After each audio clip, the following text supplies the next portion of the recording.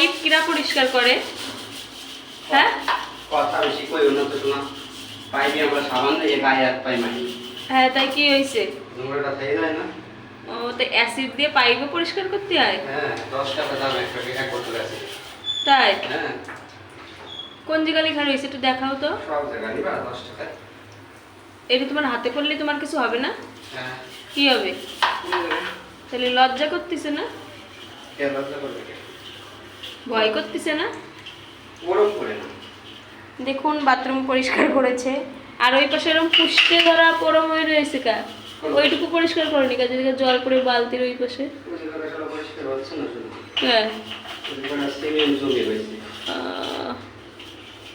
কে কে পাইবো পরিষ্কার করো একটু বলো।